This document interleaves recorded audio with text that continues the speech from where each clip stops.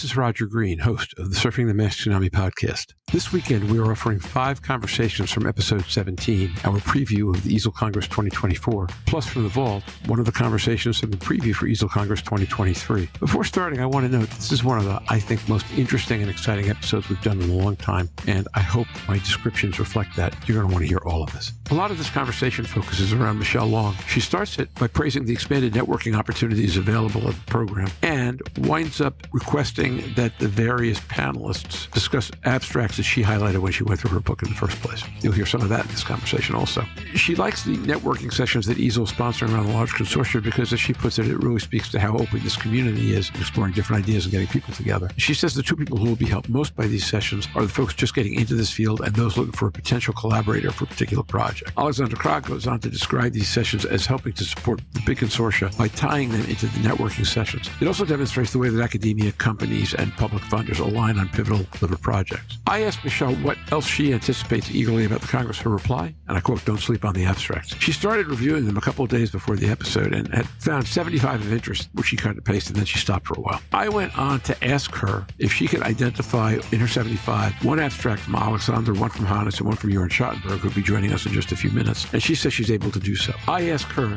to request that each panelist address one abstract she highlighted, something I would usually do, but I trust Michelle's judgment more than my own, frankly. The first abstract Michelle highlights has Aleksander as an author and is titled Longitudinal Changes in Liver Stiffness Measurements in a Population-Based Screening Cohort of 5,517 participants. Without revealing conclusions or interpretations, Aleksander describes the work his group did and then shifts focus to advocate that all listeners and attendees review abstracts extensively before coming to the meeting, fundamentally agreeing with Michelle. Michelle then asks Hannes Hagström to discuss an abstract titled The Validation of the Bovino Rule of 5 in a real-life multi-center cohort of patients with metabolic dysfunction-associated steatotic liver disease. Like Aleksander, Hannes does not share data, but he discusses how valuable a multi-center cohort can be in answering pivotal questions as compared to the smaller single-sample studies which cannot be replicated and which we've relied on far too much for far too long. This episode left me extremely jazzed about Milan and EASL Congress 2024. Each discussion crackles with energy, enthusiasm, and insight. You'll want to listen a lot. I'm probably going to listen to each one at least 2 times, so just sit back, listen, enjoy, learn, and when you're done, join the discussion, our LinkedIn discussion group. Michelle Long.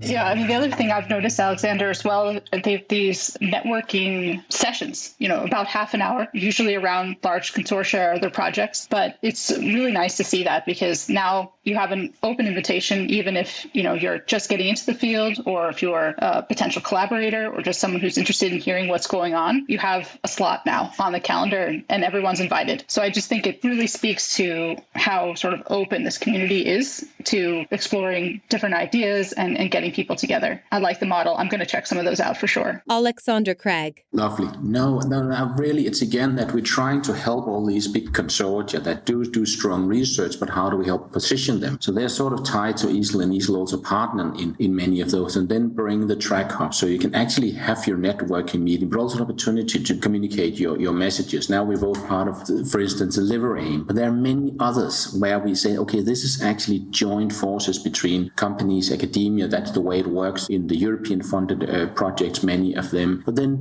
make this platform and also make it open for a wider audience. And that's also where the poster tours will start. So you do get an opportunity to have these top experts walking around interacting, which will bring people a little bit more up to speed to make sure that they have a good presentation there. Roger Green. Aleksander, one thing I want to commend about what you just said, and I think this is true of the liver community in general, is having spent my career working in a whole bunch of different disease areas before I ever met you folks, the level of collaboration between researchers and then between companies and researchers and the number of links that everybody has is really impressive. There is a collegiality and a desire to share that you see in this space that you don't see in every specialty. And everything that you're talking about seems designed to foster that across generations, across everything, really. And that feels just remarkably healthy to me for the future of the specialty. Again, that's why EASL is even more now. We revisited and we'll also present that at the opening and the General Assembly, our mission and vision. How do we see EASL? Why do EASL actually exist? So we're actually vision-driven. So we got a vision of what it is we want to be and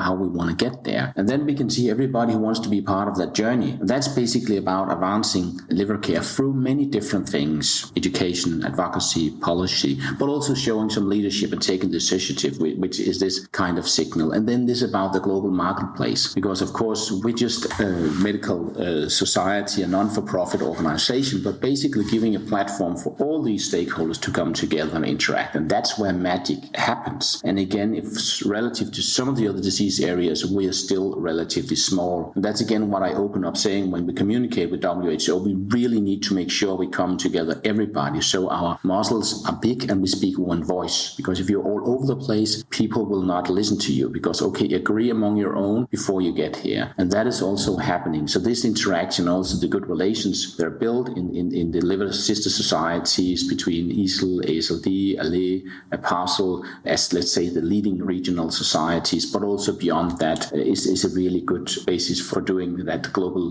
level policy. Excellent. Michelle, anything in particular you're looking forward to in this meeting that we've not brought up yet? So my number one tip for EASL, now that it's become also my favorite meeting and been going for the last few years, is do not sleep on the posters. Good news is that the abstract book is out. And so if you're a extracurricular abstract reader like I am, you can get going on that. So I also already have been through the abstract book and pulled out some of the top abstracts I want to read. I stopped at when I was cutting and pasting from the book at 75. Said, okay, well, I need to, I'll start there and see where I go. There's a lot of really, really high quality abstracts. Of course, go to the sessions. That's where it's fun and you can ask questions and have a lot of dialogue, but there's a lot of really good abstracts. I mean, it got me super excited when I started going through it the other day. And actually, Aleksander and Hannes, you are authors on a few of my really top ones that I'm most interested in. So congratulations to that. So I really echo what you were saying there as well, Aleksander, around,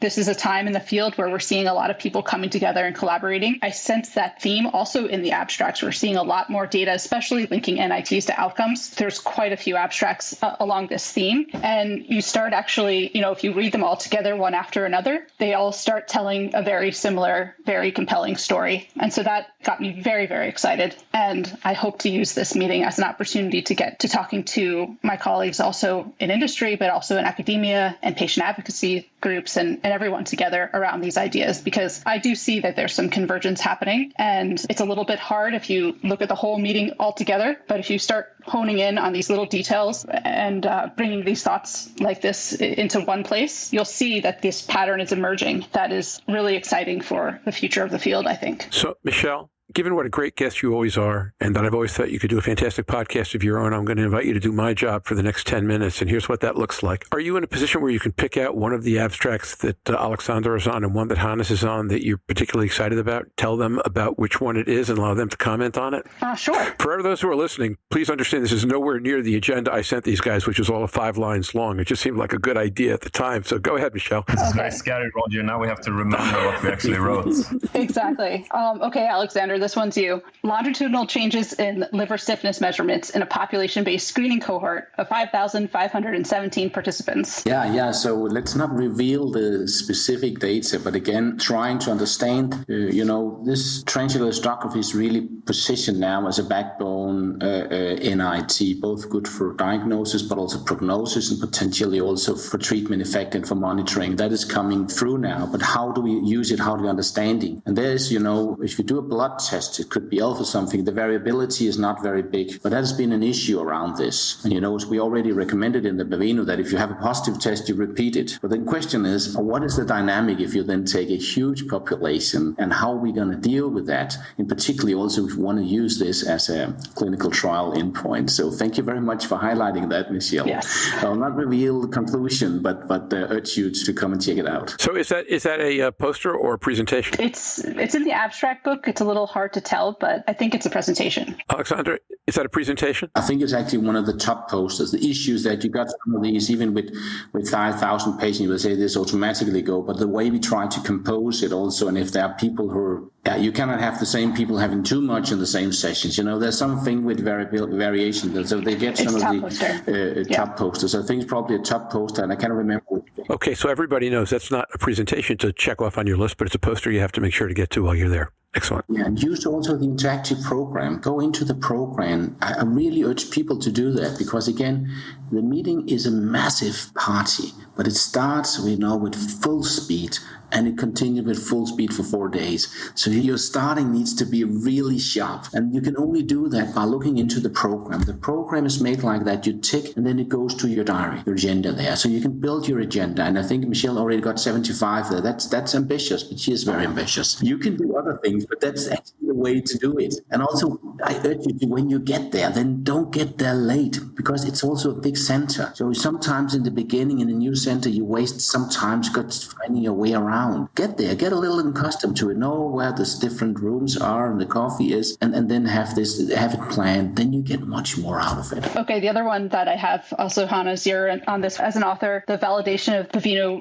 Rule of 5 in a real-life multi-center cohort of patients with metabolic dysfunction-associated steatotic liver disease. You're making me feel smarter, Michelle. That was one of the ones that jumped out at me, too, and I've only taken a really cursory read. Go ahead, Hannes. Hannes Hagström. Yeah, so thank you. But this is one of these, works where you're involved by sharing the information. So it's a very nice example of a multi-center cohort, which is something I think we need to do much more in our small field, as you alluded to before, Aleksander. So I think this is really the way to go to, build big cohorts so we get a lot of data, and also going away from these single center studies, which can usually not be replicated elsewhere. So I think this is really the way to go. And this is just a paper where the main authors have looked at, validating the Bavino 5 criteria, which I think is very important. And as Aleksander, following your example, I will not spoil the abstract, but people have to check it out for themselves. But I really applaud the authors here to make this big collaboration. And now, back to Roger.